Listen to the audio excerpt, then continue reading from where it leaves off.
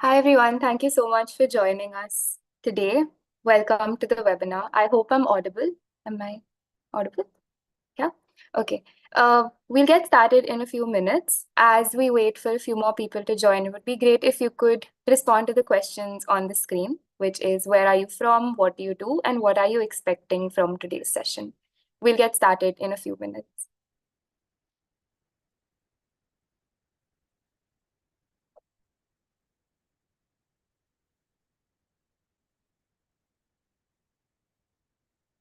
All right. So before we get started, we'll just take you through a few norms and guidelines of the space. This is just to ensure that everyone has a really good learning experience through this webinar. This webinar is available on two platforms, Zoom and YouTube. We encourage you to stay on the Zoom link as far as possible to ensure that it is an interactive and engaging space for all of you. I will take you through a couple of features of Zoom to ensure that you can navigate through the webinar with ease. The first is the mic. On the bottom left side of your screen, you'll be able to see the mic. You can use this to mute and unmute yourself to share your views or any questions that you have. One request is that you unmute yourself when the speaker asks you to do so, just to ensure that there are no disturbances in the background. Next to that is the video button. You can use this to switch your video on or off. We'd encourage you to keep your videos on as far as possible, but understand if you can't due to bandwidth issues. The next is the chat box. You can use this to share any views or messages in the chat box with all of the participants on this webinar. Finally, there is the closed captions button. You can enable this so that you have the support of subtitles throughout the webinar as well. A couple of norms for this session. First thing, we'd request you to keep your cameras on for effective interaction. It's an online space, so it would be great if we could all see each other and engage with each other. Secondly, to avoid disturbances, we request you to keep your mics on mute just so that there is less background disturbance. However, if the speakers ask you to unmute, we encourage you to do so. You can use the question and answer feature or raise hand feature to ask questions or say anything that you are thinking. You can also alternatively put your questions in the chat box, and the Firki team will make a note of these to share with our speakers, and they will address them at the end of the session. Lastly, we encourage you to participate enthusiastically throughout the session. This could be in the form of using the chat box, sharing reactions, etc. Finally, I am really happy to welcome our speakers for the day, Kat and Noor from Global Nomads Group. We're extremely excited to have you here. Today's session is about universal design and how we as educators can use this to create inclusive and places which promote belonging in our classrooms. Over to you, Kat and Noor. Really excited for your session. Happy learning, everyone. Thank you so much. I'm gonna ask Noor to go ahead and share the presentation, and let's get started. So, as the Fiki team mentioned, today we're going to talk about designing for belonging, and one of our programs, which is our Student to World program. We tend to use image descriptions when we are presenting, so I'll just describe the image on the screen, which is the title "Designing for Belonging: Student to World," and there's an image description, and there's Global Nomads Group logo, which is two half circles with a circle in the middle, and the words Global Nomads Group surround this.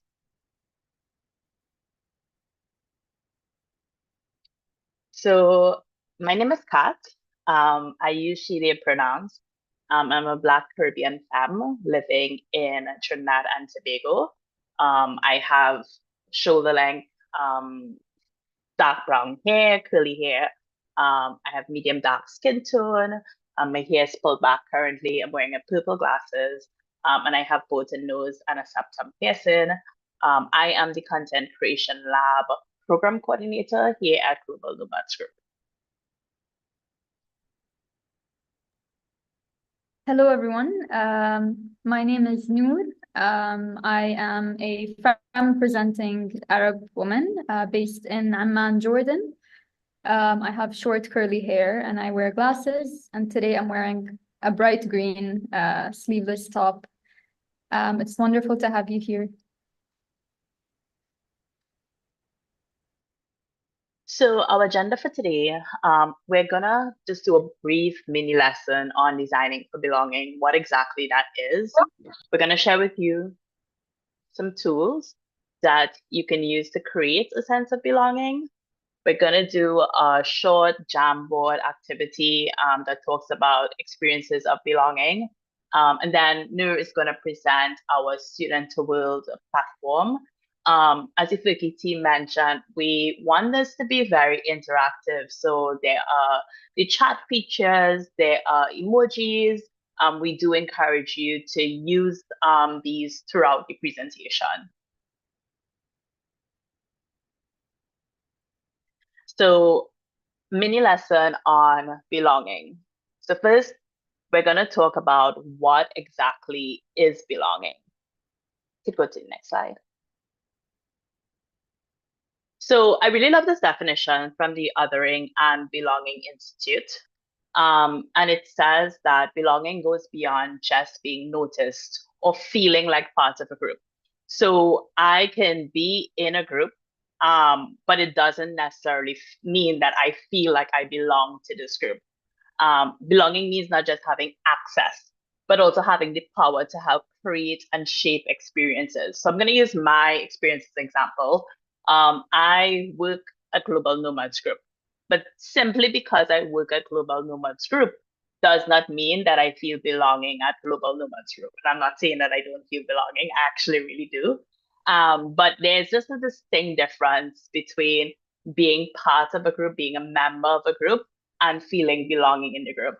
And the definition goes on to say that when someone feels belonging, they often experience feeling accepted, included, and valued. So the reason why I would say I feel belonging at Global Nomads Group is because I can bring my full self. I can bring all of my identities. So, for instance, even in this webinar, one of the things I like to say when I'm doing these kinds of presentations is that I actually am someone that lives with social anxiety. And I feel comfortable saying that, right? Because I work in an organization where we have been able to create a climate that people can say their honest experiences. And that is very important when it comes to feeling like you belong within a community, or to a community rather. So how do we design for belonging? So two main things when we're thinking about designing for belonging is, one, we design for the margins. And what does that mean? So we describe margins, for those of you, I know many of you, if not all of you, are educators in classrooms or will be going into classrooms. Oftentimes, when particularly disabled people are integrated within classroom, they're usually placed at the perimeter of the room, right? So they're either placed in the back of the room, at the side, more towards the door, but they're never usually central. And that's what we mean when we talk about the margins, right? The people who are at that perimeter, who we often don't center in their experiences, in how we think about them, and where we literally physically place them within the classroom. And when we do that, the mindset that we're having is that we're actually designing classroom experiences for the averages or the people who are in the center. And at Global Nomads Group, what we try to do is we switch that, right? We design for the people who are on the perimeter, who are at the margins. And then by so doing, we end up designing a very inclusive experience that works for everyone. One of the other things I like to point out is that whilst there are people who are at the center, there are people who are at the margins, there are also people who are not even in the classroom. And we also need to bear that in mind, right? Like, who are the people who are not even in this room? Why are they not in the room? How can we include them in the room?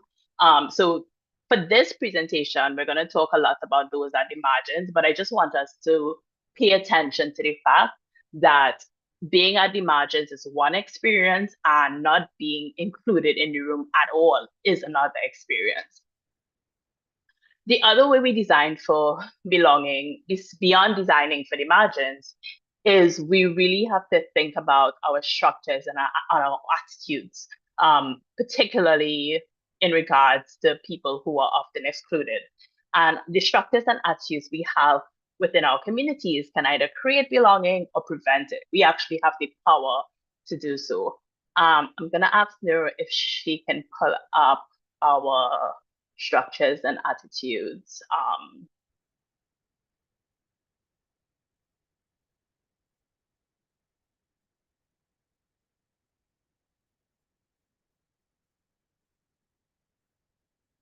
Can you click on the link now for structures and attitudes PDF?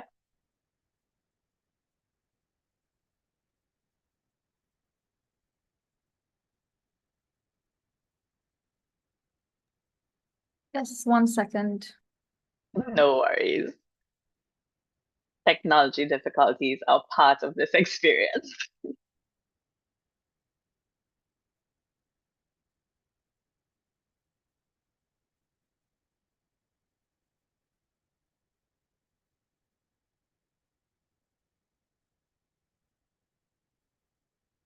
Okay, wonderful.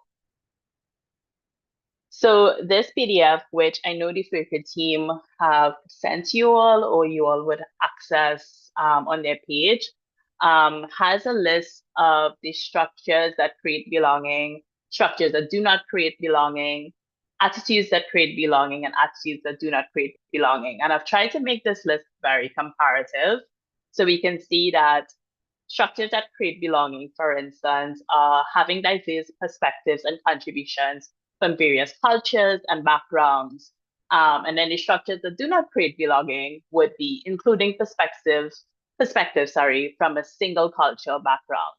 Similarly, the teaching approaches, when we have varied teaching approaches that accompany different learning styles, that promotes belonging. Whereas when we don't have different learning styles, so we don't think about visual learners, we don't think about tactile learners, when we don't consider all the different ways people learn, that can create a lack of belonging. And then we can talk about the physical structures, right? So buildings and classrooms that have ramps, elevators, signage, integrated entrances. So both people with wheelchairs, people with mobility issues, and people who don't have mobility issues can all access the same entrance. And then the opposite of that is when we don't include any of these things, right? How can someone who uses a wheelchair or a cane or have any sort of mobility issues feel like they belong in a community, in a space, if we don't provide the accommodations that cultivates that? And I'm going to go down a bit to attitudes, right? So the physical structures that we have can create and prevent belonging, but also the attitudes, the way we think about people in spaces, can also create and prevent belonging. So attitudes that create belonging, for instance, understanding and valuing the experiences and perspectives of all of our students, right? So I love to say that the fact that nobody is a monopolist, right? Like no one person has the same experience like everyone else. We are all unique beings. But if we don't recognize that all of our students are unique, their perspectives are unique, and we don't hold that experience within the classroom, then we actually create a lack of belonging because we're not seeing them fully, right? When we hold stereotypes and assumptions about people, about what they can do. So for instance, a while back, some of our youths in our in our content creation lab, they presented at Special Olympics and they created this wonderful scenario regarding structures and attitudes where, for instance, if someone who wants to access the library and they have a visual impairment, they're using a guide dog, but they aren't able to access the library because the library did not put any ramps in place. They don't allow guide dogs to be in the library, but also the librarian or the administrators don't think that someone who is visually impaired would even want to access the library, right? So like that lack of taking into consideration that person's experience would make them feel like they don't belong and don't access a space. And that's also an attitude we have about people who are visually impaired, that they may not want to access a space like a library. And we really need to question, why do we have this attitude? What makes us have this assumption? In addition, another attitude can be being willing to adapt and change based on our students' needs, right? So let's say, for instance, we create a lesson plan and we realize that you didn't take this this piece into consideration.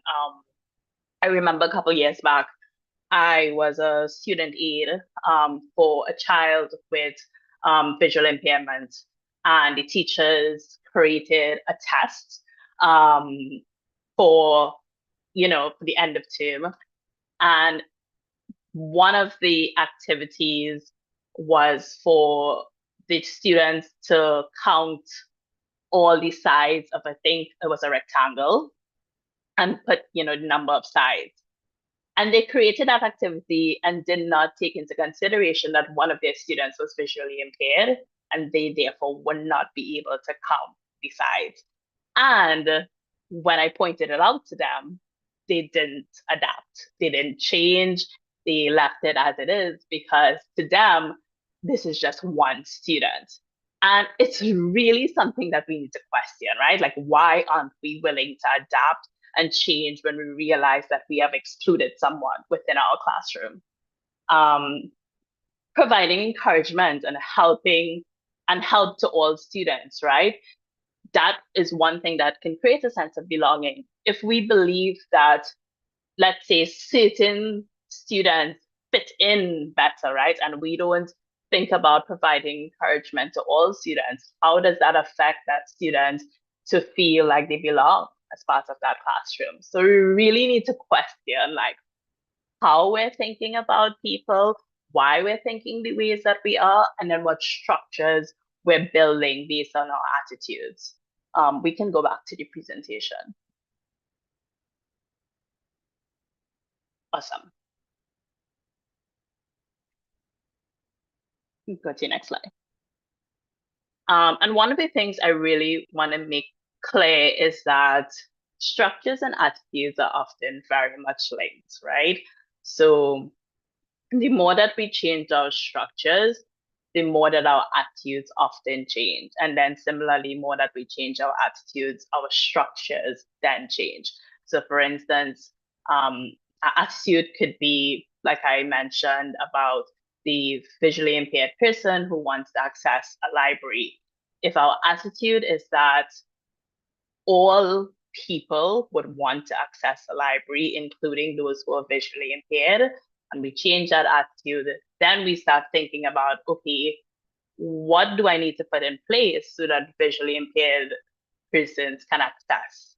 Do I need to put ramps? Do I need to change my policy about guide dogs? Do I need to have more braille resources? Like, what exactly needs to change? So both of them, structures and attitudes, are often very much linked. Again, we try to use image descriptions within our presentation. So the image on this screen, in the center of the slide, there's an image that represents how structural and attitudinal ableism affect each other. And the picture has an image of a building with the word structures below. And an arrow is pointed away from structures and points to thought bubble with the word attitudes. An arrow is pointed away from attitudes and points back to structures to show how they both affect each other.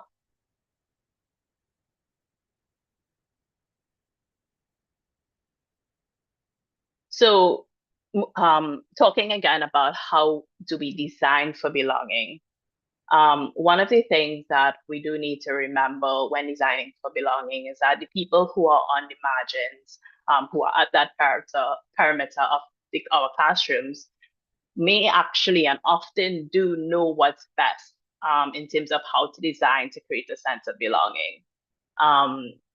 One of our colleagues talks about the fact that the solution is always in the problem. So the people closest to the problem are also closest to the solution. And I want to differentiate between the fact that people who are at the perimeters, so persons who are often excluded, disabled persons, are not the problem. They are absolutely not the problem. What is the problem is our systems. What we can learn from them is the fact that is how to fix this problem, right? Because they are closest to the problem, they often know and understand what the solution can be. And this links back to this frame, this thought of nothing about us without us. So for those of you who have never heard about nothing about us without us, it's a phrase that goes back to the 1500s, and then it came back again in the 1900s. And it was used, and it is still used by disability justice movements to talk about the fact that when we design systems, we design policies, we design spaces, we ensure to include the people who are most affected.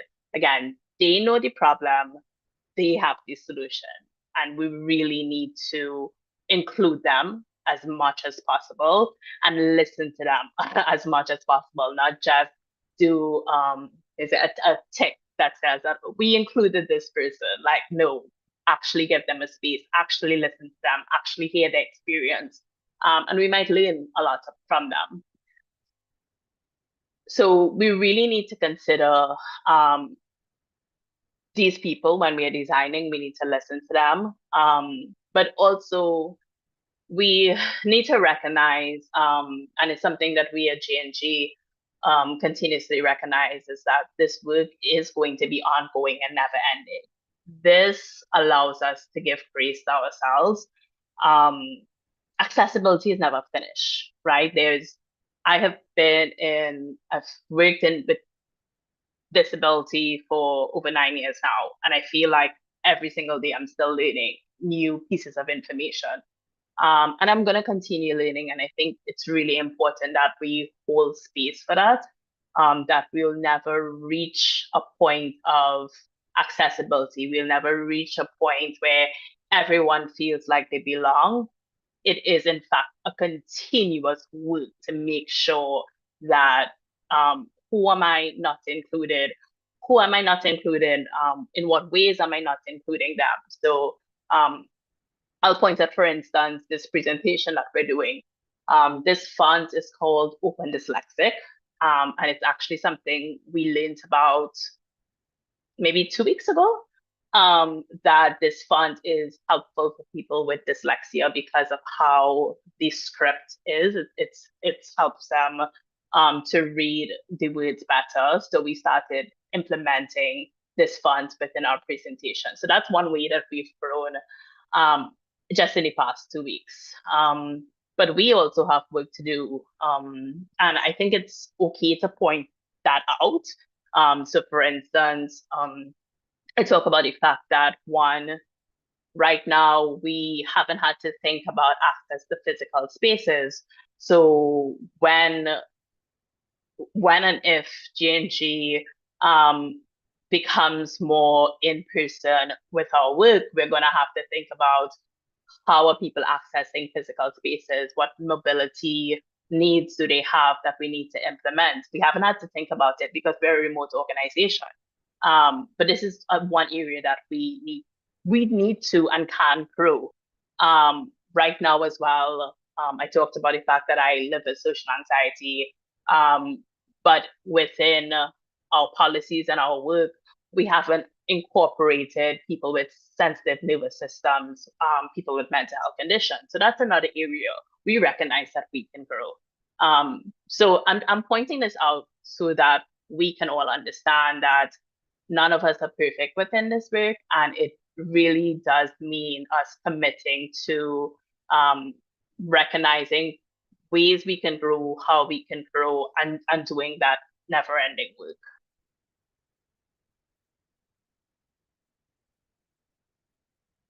So we're going to talk a little bit about some of the tools that we at G&G use when it comes to designing for belonging. So one of these tools is through using youth design content. So the Content Creation Lab, which is the department that I work, we have internships for youths 13 to 24, where they design social justice content.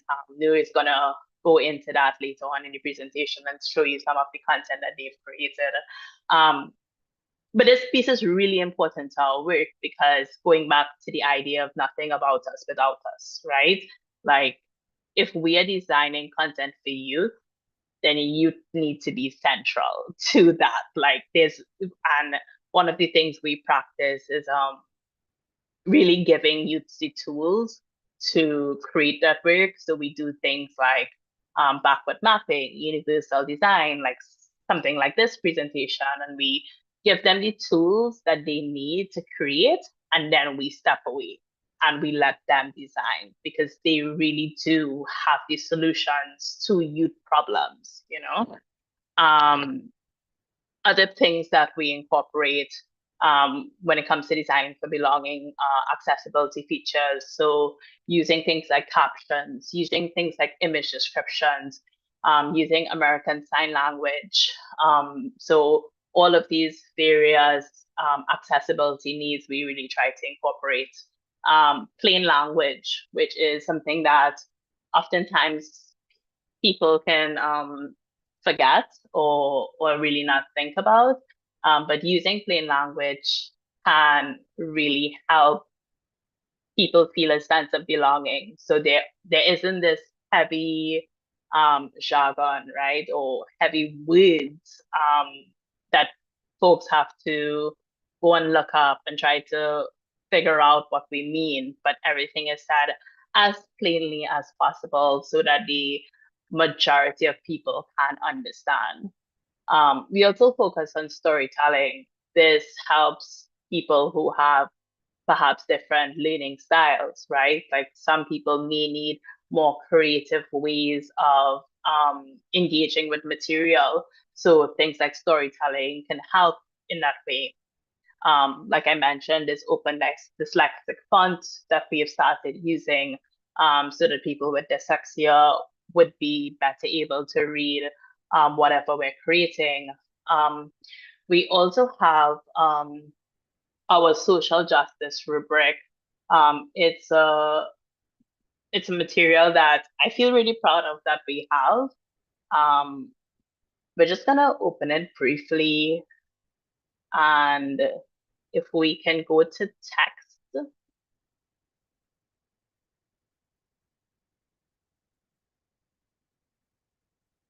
And just click on text, language, and translation. Awesome.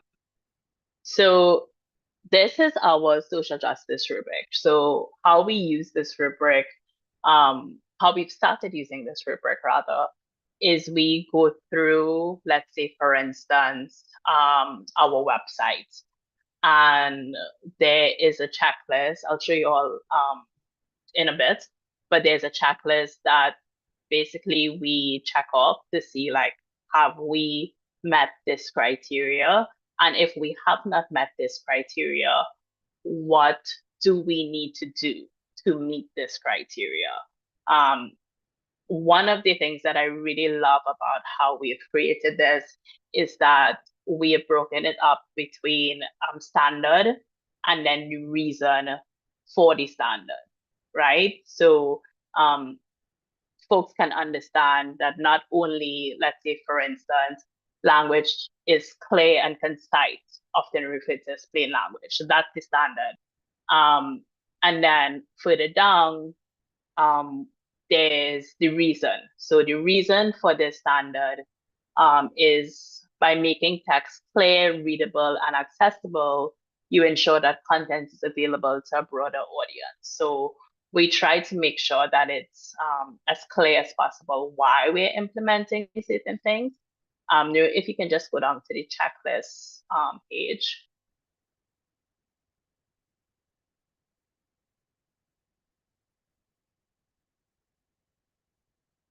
Right, awesome. So this is the checklist that I was talking about earlier.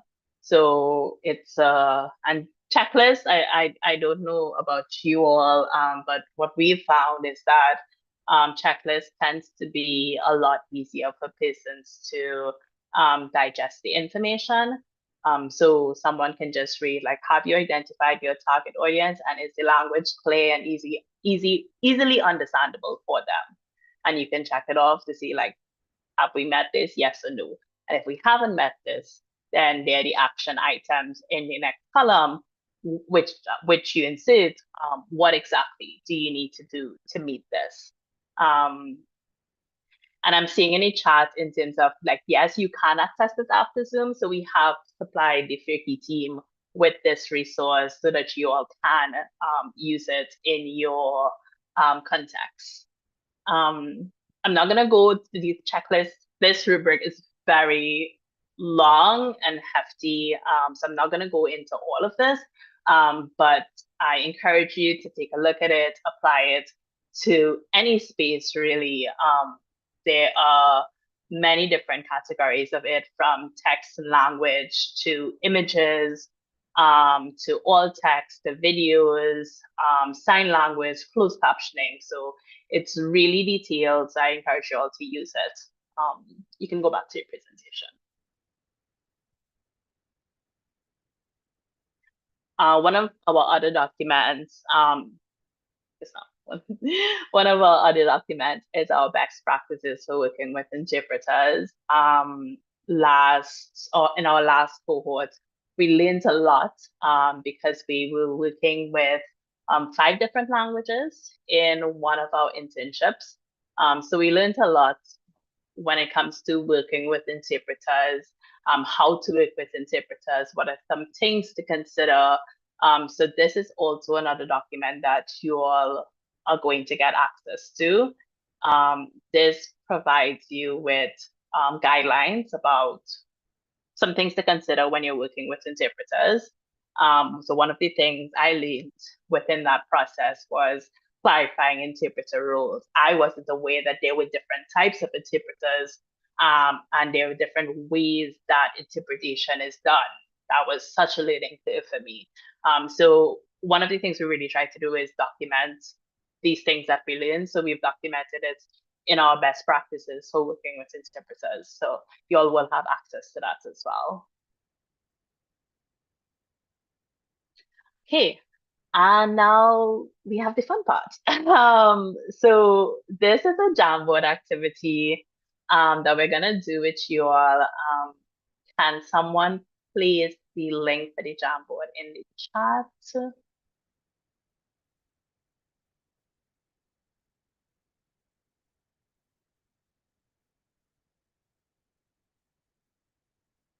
Wonderful. So if you can click on the link in the chat, which says Jamboard link. Great, I see some of you are already in there.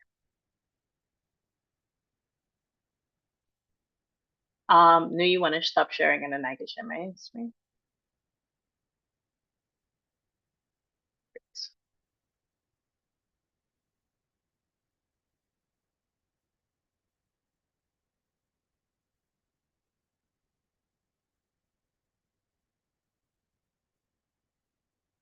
Okay, so in this Jamboard activity, we're gonna ask you to do two things. One, recall a time where you felt like you belonged, right? So this could be any space. This could be in a classroom, with a friend, with a family member, any space where you felt a sense of belonging. So sorry, I am trying to navigate all these links on my screen. So you're gonna recall a time where you felt a sense of belonging, and then also we're going to recall a time where you did not feel like you belonged. And to do this, I'm gonna ask you to insert some of these experiences on the Jamboard. Noor and I have already inserted our experiences to the left-hand side of the screen. The fourth icon says sticky note.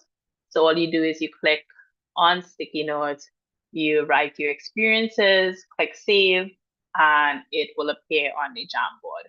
So I'm gonna give us just about 5 minutes to do that. And then we're gonna come back and talk about it.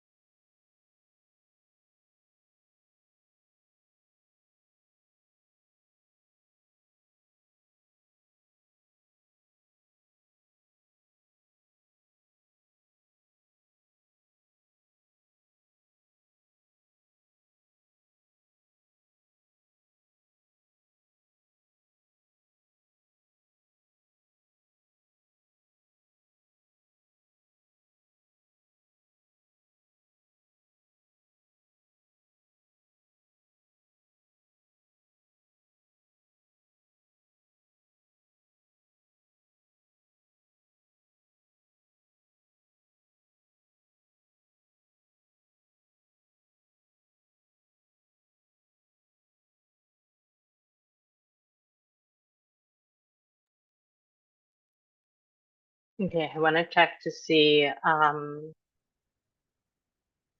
do folks want a couple extra minutes? I'm seeing some people are still putting items on your Jamboard.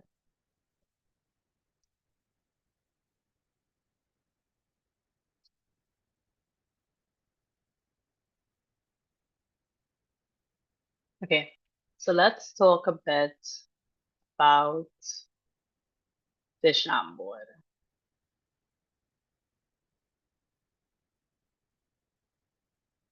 So I want you to just take a minute or two and just read everyone's responses on the Jamboard. Thinking about what patterns do you notice in the experiences that made us feel like we belonged, and what patterns did you notice in the experiences that made us feel like we did not belong? Just take about 2 minutes, read everyone's responses.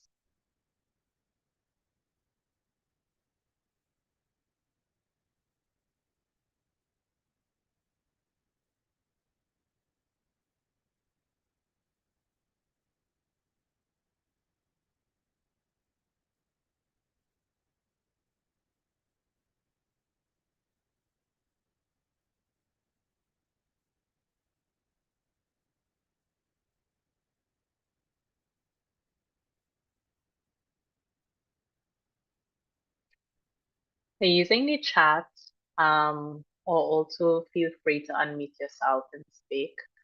I'd love to hear from you all about what patterns you notice. If you would like to unmute yourself, you can simply use the raise hand function.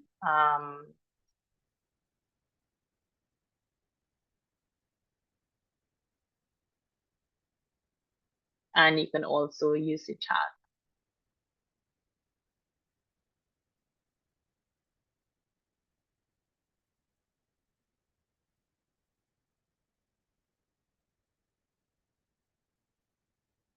Yes, Gayatri, please let me know if I'm pronouncing your name correct. Feel free.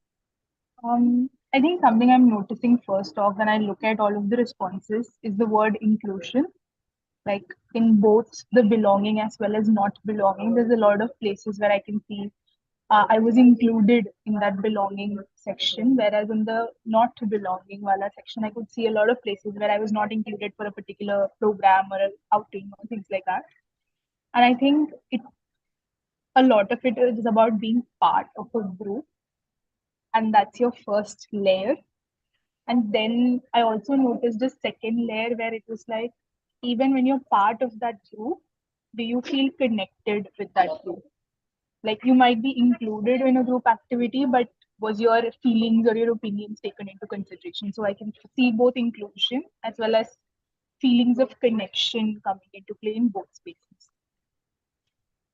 Yeah, thank you so much for sharing that. And I think it goes back to that definition of belonging in the first slide, right? Like I can be in a group, I can, be a member of this group and not feel like I belong to the group and not feel like my voice matters, my opinion matters. I can even share my opinion. So that's a really important observation. Thank you for saying that. Anything else? Again, feel free. You can either unmute or you can use the chat. What other patterns or similarities are we noticing in these experiences?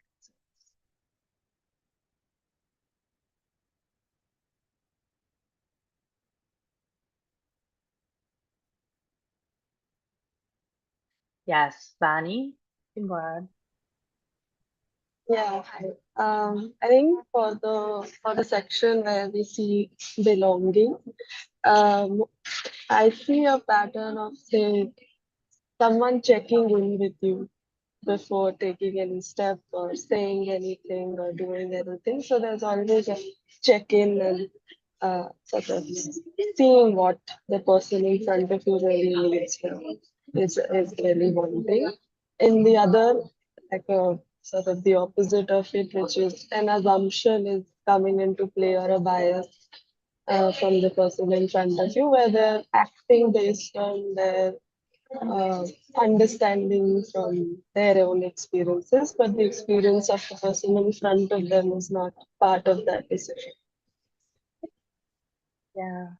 Thank you so much. I love what you said about checking in. I think that's such an important point when it comes to feeling like you belong. Is someone asking you, like, your experience? Like, just ask the question, be curious about someone's experience. Rupa?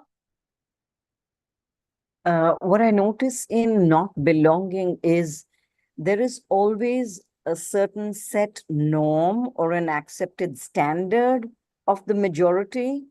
And so that is kind of the thing which is deciding that I'm not belonging or I'm an outsider.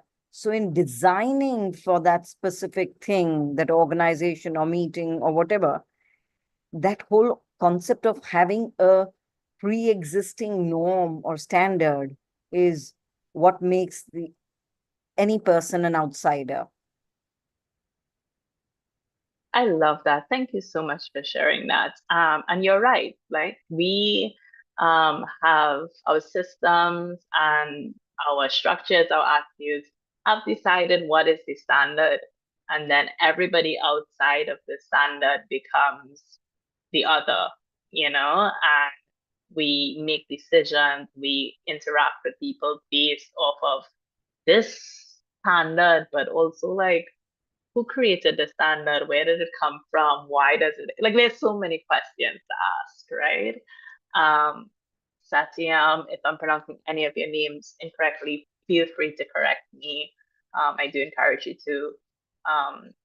I'm seeing your comments in chat. When there's fear attached to your actions, like you feel afraid of sharing something, talking to people, etc., you feel like you don't belong. Yes, absolutely. If you are afraid, and like I told you all, I am someone that has social anxiety. So a cue for me, whenever I don't feel like I belong to a space, is when I feel that fear, like I'm afraid to speak, I'm afraid to share my experience. It often is a good sign that I actually don't belong to this community. And I don't think we can really foster connection if people are afraid to share their experiences, right? Like there's just something disconnected about that. So I really, really love these things. We're gonna go back to our presentation, and thank you so much, Noor, for capturing this. Can you all see the presentation? I want to make sure because I'm not exactly sure. Thank you. So Noor has captured some design principles that you all came up with from this activity, which is inclusion, right? So trying to include, despite our differences, really including everyone, checking in, being mindful about other people's needs, such an important aspect when it comes to creating a sense of belonging. I'm not assuming a norm based on a majority or some standard that someone created somewhere, right? Minimizing, trying to minimize someone's experiences or making someone feel afraid, and how much that affects connection. So thank you all so much for participating in this. And now I am going to hand it over to Noor, and she is going to present about our Student to Will program.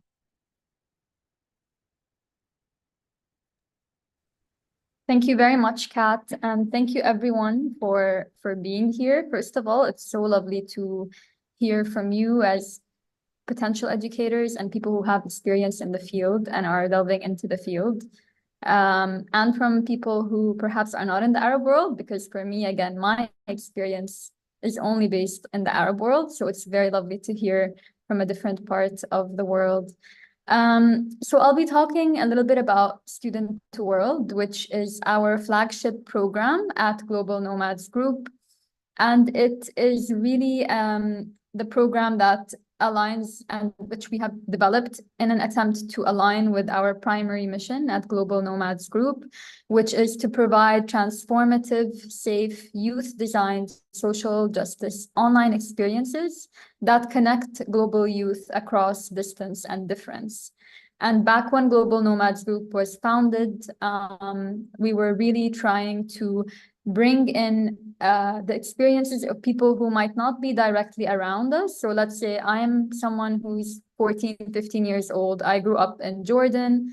My only experience is in Jordan and around the kids who are around me and who are going through the same environment that I grew up in.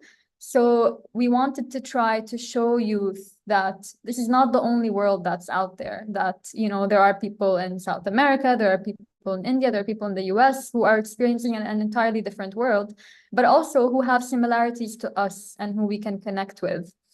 So Student to World was designed as a way to try to connect these youth across their differences and across their geographical barriers as well. Now, it is designed by youth for youth. So we have another program, which I will not delve into very much, but just for the purposes of clarifying how the content is created for this program. Our content creation lab is a 4 to 6 month internship where we try to gather students for around 4 to 6 months. And we teach them how to develop courses and how to do backwards mapping and to use different tools online. So Student to World, which currently consists of 12 themes, is developed by the youth who have taken part in the content creation lab, which is also a way for us to try to make the program as inclusive as possible by not assuming that if I'm someone who's 29 years old, if I create a program, I might not really be thinking the way that someone between a 12 to 18-year-old might be thinking. So it's important to also give the youth a voice and a channel through which they can share their own learning and they can try to create something that they can connect with other youth. If you can go to the next slide, Kat, please. So most of the courses, like I mentioned, are developed by youth, and we currently have 12 programs that vary on different topics about social justice, such as, let's say, global hunger, ocean health, women's rights, overcoming bias, and many more, which I will show in a later stage of the slide.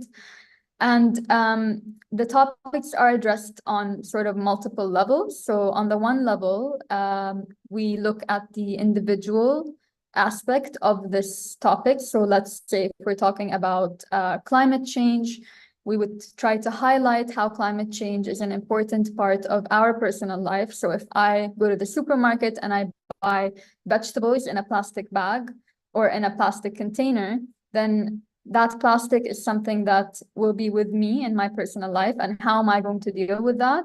And am I responsible for doing something with that plastic and keeping in mind where it might go after I finish using it? And then on the second level, we look at the local, the kind of local aspect of that topic. So again, for climate change, we would look at how climate change might be impacting my community. And how I can act and relate with people in my community to try to do something about this topic.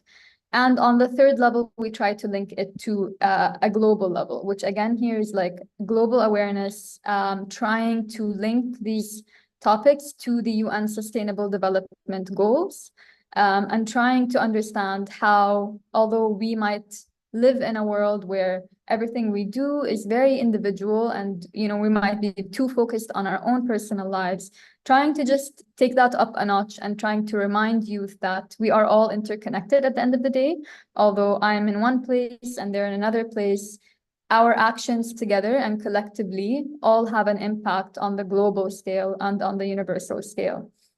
So the program goals are designed keeping that in mind, trying to build the students' empathy or the youth's empathy, being able to relate to one another, and being able to build their global awareness to remind them that they are interconnected with one another, and also to try to instill in them a sense of empowerment. So yes, although we live in a world where there is climate crisis, there's global hunger, maybe not everyone has the same rights or is as included or feels as belonged to a certain place as another person, it is our responsibility, and we still can do something to change that, and trying to make them think about what they can do to change that on the multiple levels, the local, the community, and then at the global level.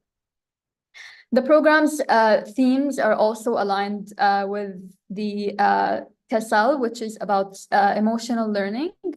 So again, to try to target and keep in mind that, yes, we are in a kind of learning environment, but still these are linked to our personal lives and to our emotional well-being, and how these themes are linked in that way. And they're also linked to the Asia Society Global Competence Standards and 21st century skills. You can go to the next slide, Kat, please. Thank you. So as for the implementation of this program, it should be noted that all of the courses are offered for free, and they don't require anything other than an internet connection and a device to be able to access them. And implementation takes place on an online platform. So we've developed a platform specifically for this program, where educators can create an account and sign up, and then immediately you can have access to all of the course material. The implementation takes between 8 to 12 hours, depending on how fast the educator goes through the material. And usually we don't, like, the platform does not have any requirements to finish it by a set time. So the educator could finish it in 2 weeks, or they can take their time and finish it in 2 months or 3 months. It depends on how you would like to implement it and your preferences. So if you have a certain group in your community, or if you are teaching in a certain school and you have, let's say, 15, 20 students, it depends on if you will be implementing it as a core subject, or as an elective or an extracurricular. And so there's no sort of set time for that. And the structure of the themes are such that it's split into 4 different modules. And after each module, the students will be sharing a story, which I will be talking about in the next slide. And usually it is targeting students between 12 to 19 years old, so middle and high school students, and they're designed by that same kind of age category. So submissions and storytelling is a big part of what we do at Global Nomads, and it's a big part of the Student to World program. At the end of each module in the theme, students are given a prompt where they can share a story that helps them understand and engage with that topic on a slightly deeper level. For example, if I talk about ocean health again, or climate change, a student can talk about how instead of throwing plastic away, they decided to recycle it. And the point of trying to stir these thoughts and questions and engagement is so that they can be able to, again, kind of relate to this topic in a way that's much more embodied and much more sort of related to their everyday life, and to share that with other students across the world as well. And students can also access and read the stories of other students around the world. So on the platform, it's kind of an interactive page where the map is shown. And once a student submits their story, they can also navigate and read the stories of other students. So if I submit my story in Amman, I can also click and read a story of a student in India. And so here the point is also to kind of increase that cross-cultural exchange and to allow students to try to empathize with the stories of other students. And again, so storytelling can be a form of belonging, and it is a form of belonging, because if we provide or try to provide a space and platform through which different voices can be heard and through which more engagement can be given across the world, then that would help youth, or we hope that it helps youth to feel seen and to feel kind of connected based on their own experience. And so actually in this slide, we tried to, well, we included the 3 flags of India, Trinidad and Tobago, and Jordan, because Kat's from Trinidad and Tobago, I'm from Jordan, and we have you guys with us today. So we try to also be mindful of that. And we have, so for the image description, there's a mother who's seated on a wheelchair with her daughter on her lap. She's holding a book and has her arm around her daughter's back. And there's also a Black man with dark skin tone, cross-legged on the floor with a laptop on his lap. There is a person with a seeing disability seated with a Braille book on their lap, and they're wearing black glasses and have a walking stick placed to their left. And there's a brown woman with short hair and glasses seated on a desk, and she's navigating a desktop with her hand on the mouse. And here trying to kind of create inclusion and to create belonging as part of the Student to World program, we also try to keep in mind and try to make the program as accessible to people. So there are 2 forms. If you can go to the next slide, Kat, actually. Thank you. There are 2 forms through which the program is given. One is through a text-based format. Yes. And the other is through a video-based format. And this is to keep in mind that different people might be engaging and learning in ways that are different and through which they might benefit differently from. And there is also an ASL option to just make sure that this is more inclusive for people who might have any hearing or seeing disability. And now if you could go to the one before it, so I can talk about live events. Another aspect of the Student to World program is the live events. So live events are usually sort of online events that take place and are facilitated by Global Nomads Group. And they're accessible to anyone who has took part in a Student to World program of any kind. And they usually take between 45 to 60 minutes on a Zoom platform. And they try to gather youth from all over the world. So if I took the Ocean Health program and someone in India took the Women's Rights program, then they can all be connected in this online synchronous activity and have the opportunity to engage in dialogue with each other based on what they have learned in the Student to World program. So this is usually facilitated by someone at GNG. And the structure is such that they go into different breakout rooms in order to support their dialogue and to support them with creating that dialogue and conversation and trying to link it to sort of more global events and more global sustainable development goals. And yeah, the audience, so anyone can access this who has implemented Student to World. And as educators, you can sign up for the available slots for the students to take part in this program. And we usually, if you sign up to the newsletter, or if you would like to know about when these events take place, we can circulate that with you in advance so that you can be able to sign up for it.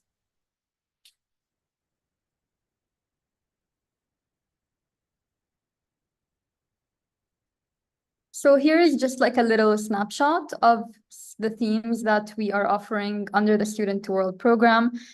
We have women's rights, human rights, global hunger, art in action, overcoming bias, and others. And most recently, we added 4 career-based themes, which are film and media, finance, medicine and scientific research, and architecture. And here it's the point is also to broaden the thought of youth, especially perhaps these are more applicable to youth in high school rather than middle school when they're completing their education and starting to think and reflect about what they would like to do next, and they might be feeling unsure about what career they'd like to take. We thought that this would be an opportunity to kind of help them think and engage with these different careers and relate to other students on these careers. And so they can also be implemented with that goal in mind. And one other sort of way in which the programs tend to be implemented is for language learning. So the courses are offered in English, in Arabic, and in Spanish. And so we have previously had educators who told us that they'd like to sign up in order to, let's say, strengthen the English of one of their classrooms, the youth in their classrooms. And so it's an opportunity to both engage in language learning and also have that social justice aspect of the curriculum engaged in that process.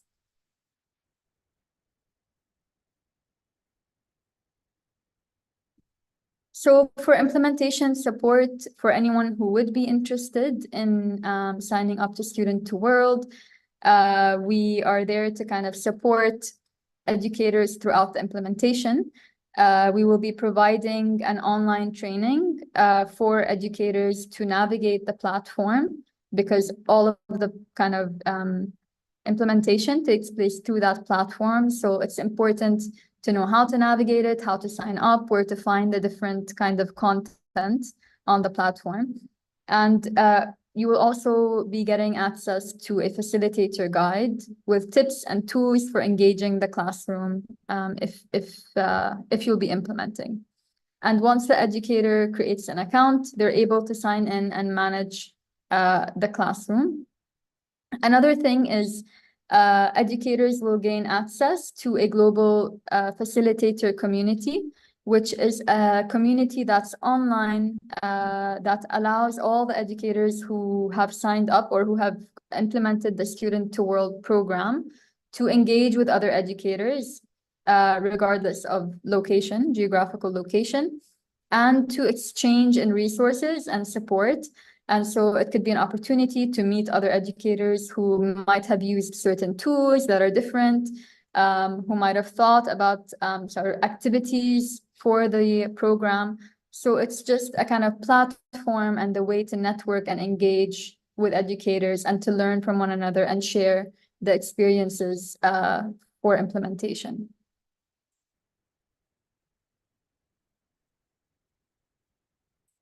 And these are just a few quotes that we've received over the few years of educators and youth who have taken part in Student to World. One educator said, "I think that my students have a stronger motivation to defend rights and oppose violence and racism, and they can express their opinion better." One youth participant said, "I've learned more about different cultures and countries, and I can actually put names and faces to countries that I was previously indifferent to."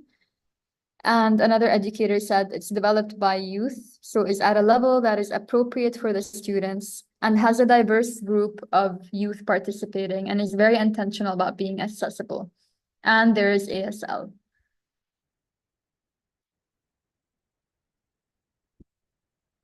So I hope that that might have given just a tiny idea about our Student to World program. We are, of course, would love to answer any questions that you might have about any part of this presentation. And yeah, we'd love to hear from you.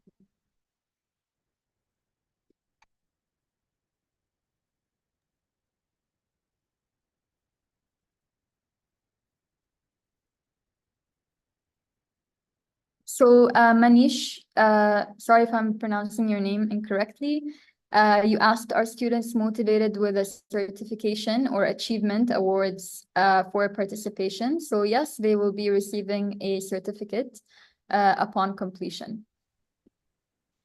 And as for joining, Suma asked, so in order to join, I will share the link, and I think also Inika will be sharing this link in a follow-up email after the session.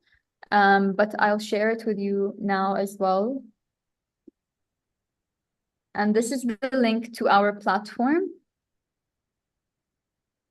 And on that platform, if you click on register, you'll be able to kind of add in your personal details such as email, location, and name. And then you'll be receiving an email to your a confirmation email to sign up and to continue the process.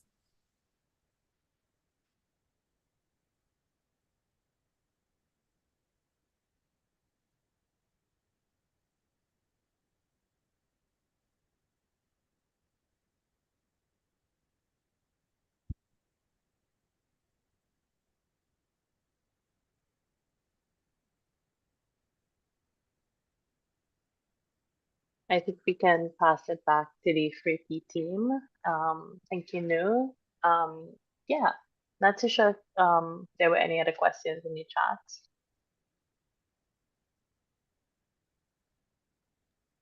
Thank you, Kat. I think there were one or two questions which you all took care of in the chat itself.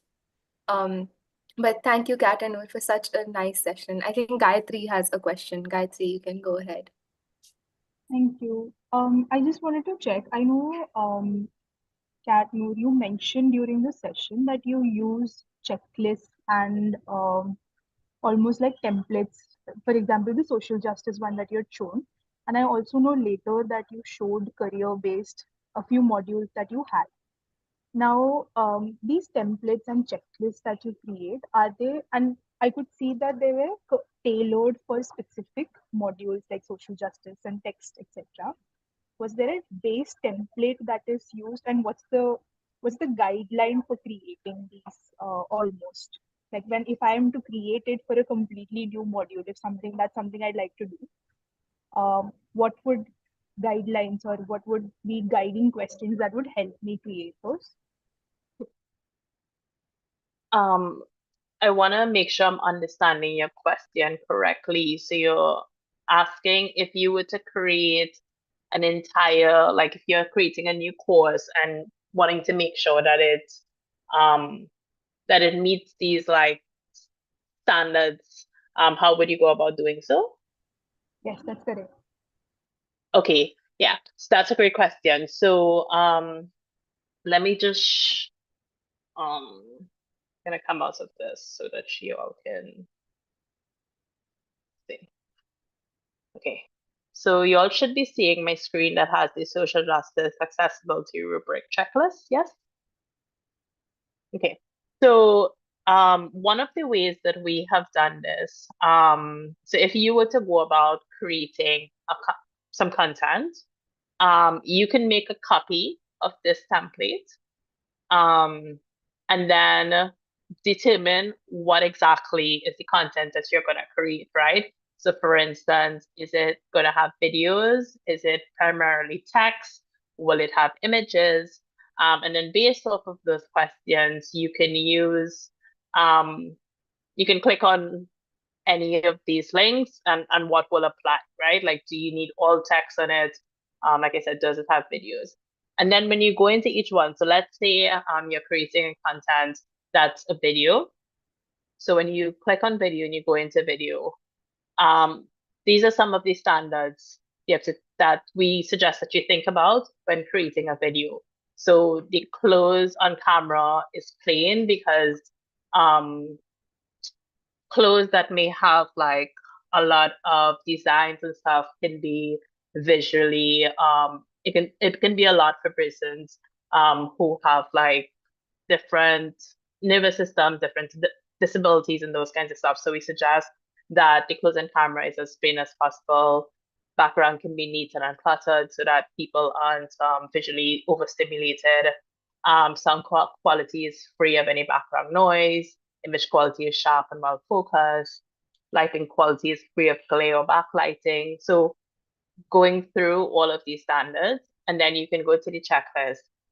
So as you're creating this video, you think about these things and like, have I applied this for this video?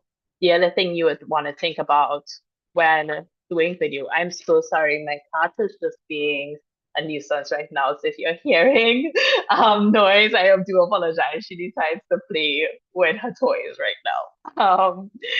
So the other thing to think about when you're doing video is could be, give me 1 second. Right, so imagery and audio descriptions, right? So if someone is watching a video on screen and they have some sort of visual impairment, some sort of disability involving sight, they may need audio descriptions. So what are some things that you need to think about when creating image descriptions? We actually give, I want to just find it. Right, so we actually give suggestions when it comes to like creating audio descriptions. What are some things you may see to do an audio description? And again, similarly, you go down to the checklist and you check to see like, did I meet this standard and what can I do to meet this standard? Another thing that you may want to consider for audio is captioning. Just go. Right. So another thing you might want to think about for video is closed captioning, right? So for our materials, we have English, Spanish, and Arabic. There may be other languages that you need to consider. So what are the languages of your community that you need to consider when it comes to closed captioning? And again, similarly, you go down to the checklist and you ensure, so like, are your captions legible? Is it easy to read? Do the captions avoid obstructing anything on screen? So like, is the caption over someone's face or over an important piece of material on the screen? Are the captions an accurate representation of the spoken words? Some people may use Google Translate for captions, but Google Translate has been known to be not correct in so many of its translations. So want to make sure it's accurate. So as I hope that answers your question in terms of like how you can use the checklist to apply it to what you're creating. Thank you so much. This was very helpful. You're welcome.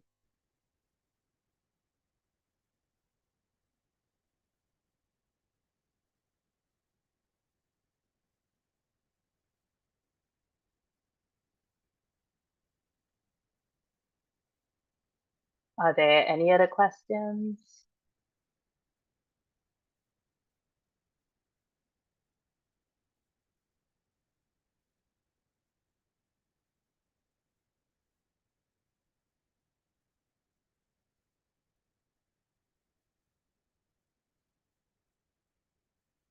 Okay, not hearing anything, so I'm gonna pass it back to the Fluky team. Thank you all so much for having us. Thank you, Kat and Noor, for such a great session. I think there were a lot of questions, but there's also a lot of gratitude in the chat box. Everyone clearly gained a lot of insight from this webinar. So thank you so much for joining us. To the audience, thank you for joining us as well and being such an engaging audience. I hope all of your questions have been answered. If not, you can still feel free to raise your hand to ask those, or even use the chat box for the same. We will be posting a feedback form in the chat box. Please note that you'll have to fill this feedback form in order to access any of the resources, any of the certificates and things that you all had asked for.